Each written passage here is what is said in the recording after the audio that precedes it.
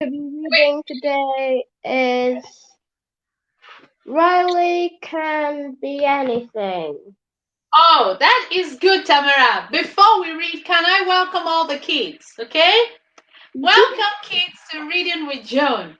We have today a lovely Tamara reading for us, and she's already told us the title Riley Can Do Anything. Am I right?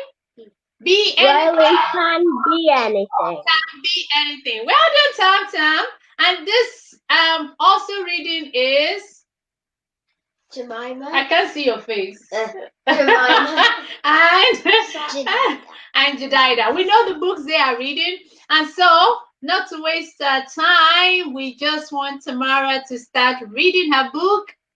So we are listening. Tam, go on. I'm going to read the blurb. No, don't read the blurb because of time. Just read the book. We love you. Okay. Yep. Riley loved his big cousin Joe. There were so many things Joe wanted to know, like how does honey come from bees? And why must I always say thank you and please? Big cousin Joe was full of questions, and big cousin Joe had lots of suggestions. This time he asked Riley, "Can you tell me when you grow up what you're going to be?" "I'm not sure yet," Riley sighed. "Cousin Joe, can you help me decide?" Joe replied, "Of course I can. Let's give this some thought now, little man." A moment later, Cousin Joe said, "You could be a chef like Uncle Ted. Your restaurant could serve breakfast, lunch, and dinner. If you did that, you'd be onto a winner." "A chef," said Riley. "That sounds good. But do you really think I could?" Joe said, "Your food could be fit for a king." "Riley, you can be anything." Riley was pleased, but still unsure.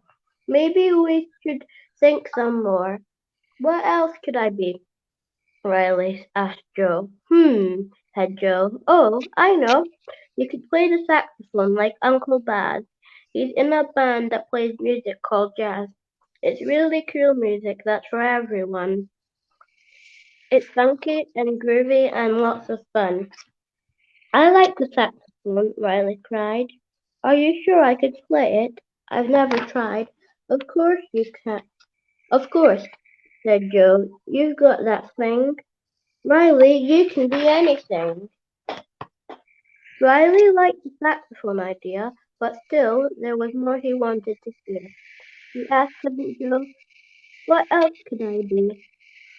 Joe smiled and said, let's see. "I've got it," said Joe. "This is a good plan. You could be a doctor like Uncle Dan. When people are ill, you make them feel better. Or you can write them a doctor's letter." "Make people better?" Riley asked. "Yes," said Joe. "It's a special task. Think of all the joy you could bring. Riley, you can be anything." Riley was happy, but still he pondered. "What else could I be?" He sat and wondered. "Cousin Joe, I'm still not sure." "No problem," said Joe. "We can think some more. But let me have a sip of my drink. Water always helps me think." "Oh, I know," said Joe as he drank. "You could be a pilot like great Grandad Frank. He flew in a he flew a plane in the Royal Air Force. That was years ago, of course. He was brave as he flew in the sky, lowering his plane through the clouds way up high." Riley thought for a little while, then gave a massive smile. "A pilot," he said. "Now that sounds great. I'm so excited I can't wait. But up in the clouds is very high. What if I'm scared to go up in the sky?" Joe smiled and said, "Stop worrying. Riley, you can be anything." The next day Riley was at school. He was feeling pretty cool. The things that Cousin Joe had said were still whizzing around in Riley's head. Then the teacher, Mr. Bruce said, "Class, here's what we're going to do. I'd like you to think and Then tell me, when you grow up, what you would like to be. A teacher, said Lucy. A fireman, said Kyle. A vet, said Eddie. Wait. A teacher, said Lucy. A fireman, said Kyle. I'm going to be a writer, Jane said with a smile. A vet, said Eddie. A dentist, said Bee. Everyone knew what they wanted to be. How about you, Riley? Mr. Blue said. I'm not sure yet, Riley said, scratching his head. But just as the bell started to ring, Riley said, I can be anything. Finished. Well done, Tom. That was wonderful, reader. That's a super reader, Tamara. Well done. We love that reading so much. So, kids, are you listening on Zoom? You can be anything, just like Riley decided to be anything. Okay? And so, without ado, I want Jed to read Hurricane. Betsey. And so, let's see what Betsey's up to today. Betsey. Wait, let's see. Not Uncle carried her yesterday. So, Jed, we are far away from where we're supposed to be, Jed. This is where we were yesterday. Now, Jed. Okay. So, just read 2 pages so that Jamie can play her music. Yo, let's do that. Yeah. Where does it say that? Said Uncle George. It doesn't say that anywhere. But it's true, said Betsey. What about the shell necklace? Whose is it? Said Sharon, holding up the necklace for Betsey to see. It's yours. Mum gave it to you for your last birthday. Betsey replied. Leslie held up the clipboard. And who does this belong to? It's yours, said Betsey. It's the special one Dad bought you. So have we heard the last of it, finders keepers nonsense? Asked Liz. Yes! I'm never gonna say those 2 words. Ever again, said Betsey. In that case, I'll put you down, said Uncle George, and he put Betsey back on her feet. And I'll give you some more soup. Grandma Liz smiled. Grandma Liz filled Betsey's bowl with some soup from the afternoon. Betsey helped herself to some more dumplings. When Sharon finished her soup, she peered into the pot. Grandma Liz, are there any more dumplings left? Sorry, Sharon. Betsey had the last one. And there's keepers, said Betsey. Betsey must be a very cheeky little girl, right? So she'd never ever say it. Yeah, she said she'll never ever say it again. So who ate the last dumpling? I don't know. I don't know. Who ate the last dumpling? Do you know who? Betsey! Betsey did. Tamara has answered the question. Well done, Tam. That was a smart one. So, Jamie, what are you playing for us today? Jamie decided this afternoon that she was going to play the ukulele. That caught me off guard, and I'm like, what do you want to do?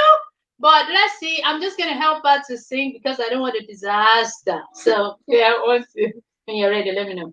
1, 2, 3, go. Twinkle, twinkle, little star, how I wonder what you are. Up above the world so high, like a diamond in the sky. Twinkle, twinkle, little star, how I wonder what you are. Kids, I'm sure like Riley, you can do anything. You can do anything. You know, she just picked it up about 15 minutes ago. And I was almost saying, go play your French horn, go play your violin. But I just said, okay, let's give it a go. And she played Twinkle. So if you have an instrument at home, start today because you can be anything. Riley has taught us a big lesson. So, Jamie, what are you reading? Can we get on to your reading I'm time? reading Science Geek 7's Secret Logbook again, Okay. as always. Okay, so am I doing the summary? Yes, you can do the summary. Okay, I think I am anyway. Yeah. So, last 2 days, some parents think that the Big Bang never happened. It was just a theory, and it doesn't work because it's like not. The Bible doesn't work with it. So now we are going to see what else Anna's mum has to say, Okay, what does that have to say? Yeah. and Mr. Bill. Okay. I can see Sam's point, Mr. Nolan interrupted. There was no sun during the first 3 days, but it was light during the daytime and dark at night. How is that possible? Phew, at least one person understood what I was trying to say. God can do anything, Louise responded. So, he can easily provide light before he made the sun. That wouldn't have been a problem for him. But, I gasped, I wanted to ask how long those first 3 days lasted if there was no sun to determine light or day. But instead, I just yelped ouch as I felt a very sharp and nasty sting in my bottom. Mr. Nolan asked what was up, but I just said nothing. I knew that if I told him it was Luke, it would backfire in break time. But the stars are extremely ancient, Archie said. A few billion years old, in fact. I knew Archie wouldn't let me down. But Louise had an answer for everything. The stars do seem very old, but that doesn't mean that they really are that old. What did Adam look like when he was made, do you think? 20, maybe. Or 18, Martin said. I think it's 18. I think probably 30-ish, Christy chipped in. I nodded. 30. That was exactly what I thought. So Adam didn't look like a baby? Louise asked. I shook my head. No, Adam didn't look like a baby. I was sure of it. If he'd been a baby, he wouldn't have been walking around chatting with God and naming the animals and so on. See, Louise said. Adam was only a few minutes old, and he already looked 20 or 30. And Eve as well. God gave both of them a body that looked much older, and that's exactly how he made the earth. God created a ready-made world. It looked very old, but was, in fact, brand new. The stars look just like they are old, billions of years perhaps, but that too is just how it is. God made them look ancient. But how is it possible that we can see stars that are extremely far away? I said. If their light has been traveling for millions of years to reach the Earth, then those stars must be millions of years old too. Or even billions of years, Archie added. We shook our head. God can arrange for the light that is millions of billions of light years away to reach the Earth in just 1 second. I felt awful as the sign tripped. And Louise just went on and on and on. Just imagine a dump of massive skips of rubbish, she said. Have you ever been to a dump? I nodded. I'd been to one with Dad when we needed a headlight for our old Volvo. It was a jumbled mess. Pieces of iron and broken tires, mouldy car seats and rusty hubcaps. Ugh. All right, Louise said. Imagine a tornado racing around the dump. A wild and terrible tornado. And then, as soon as the tornadoes moved on, you find the area clear and clean, with bits of scrap transformed into a Boeing 747, flying engine included. Impossible! Matteo shouted. Correct. It is impossible, Louise said. There's a tornado raging through a dump. Mess it will get worse. It wouldn't ever be possible for a Boeing to come out of all that. Do you really believe that out of a big bang, stars and planets can be formed? And a world with plants and trees and air and people? Impossible! And the Earth isn't that old at all, she went.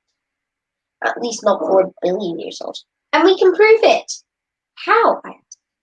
Well, it's a little bit complicated, she said. That's not a problem, Mr. Nolan said. These children are all very intelligent. Anna's mum nodded. Okay, let me tell you a secret. There is a chemical element that we can use to find out how old something is. It's called carbon-14. Carbon-14 is part of every living thing. Find it in trees and plants. And in me, asked Matteo.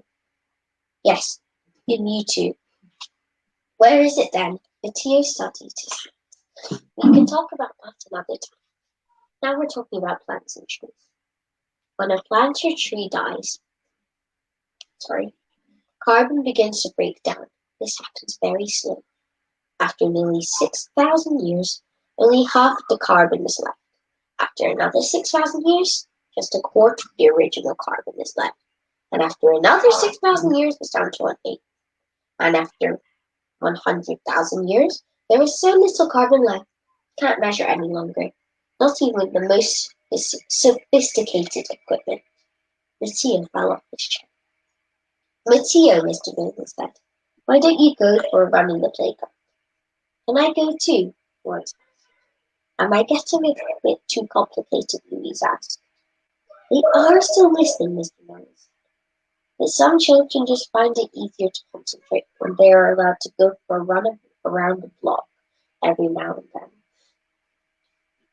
They need the oxygen for their brains. Matteo, please close the door gently. Bam! Louise smiled. Who knows what oil is made of, she continued, or coal? Plants and trees, I replied. That's right. And do you also know how old oil and coal are? A few 100 million years, I said, because I happen to know the answer. Louise shook her head. Well, that's what the scientists think. They think it took hundreds of millions of years for those trees and shrubs to turn into oil and coal.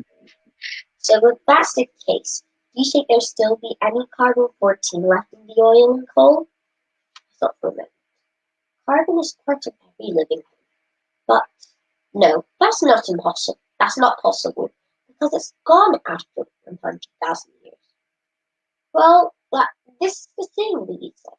There is carbon-14 in oil and coal. So it can't be that old after all. And if oil and coal aren't that old, the Earth doesn't have to be that old either. In that case, how old is the Earth? Mr. Nolan asked. Well, that's easy, Louise said. You can just look it up in the Bible. You can add and subtract. You can work it out for yourself. God made Adam on the sixth day. Zero. Adam became the father of Seth when he was 130 years old. 0 plus 130 equals 130. Seth became the father of Enoch when he was 105 years old. 130 plus 105 equals 230. Enoch became the father of Canaan when he was 90 years old.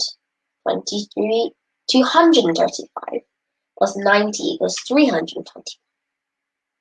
Canaan became the father of Mahalalel when he was 70 years old. 325 plus 70 equals 390. Mahalalel became the father of Jared when he was 65 years old. 395 plus 65 equals 140. Jared became the father of Enoch.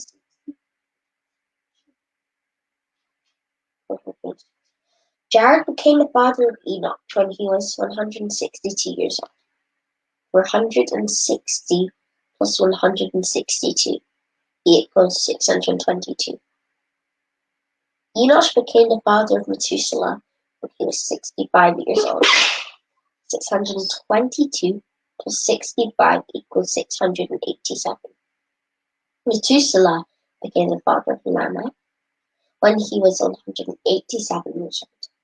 687 plus 187 equals 874. Lamech became the father of Noah when he was 182 years old. 874 plus 182 equals 1,500. 1056. The flood happened when Noah was 600 years old. 1056 plus 600 equals 1656 in Eastern. And Jesus was born some 2,500 years later. Okay, so we are doing some calculation here today, and I think it's trying to understand what the Bible says about creation and what science says about creation, how long it took creation to come into existence. Am I right? So from the calculation so far, what have we gotten to? Well, Louise says that the Earth is 6,174 years old. Do you believe that? And what does Sam says? Uncle Jack says that the Earth was some 100 billion years. Yeah, something like that. So science says the Earth is billions of years, and Lewis is arguing is 6,000 and something years old. So let's see who is right and how we can come to an agreement between science and what the Christian school in the book is trying to portray. Do you agree with me? Jamie, what's your question today? Question is who did Mitya want to go outside for a run? Oh no, I just said the answer. Sorry.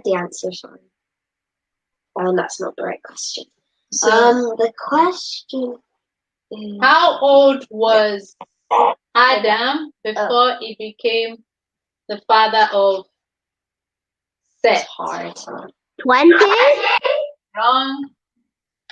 How was it? What's wrong with your mic? I've unmuted you. Wait. Right, you can type it if you can't say.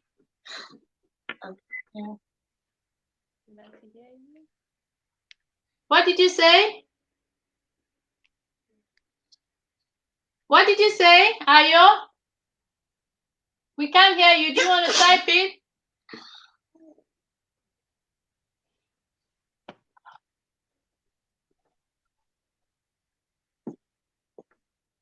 You can type it. Oh, Ayo is trying to give us an answer, and we can't get it. We'll get the answer after the show. Is that okay?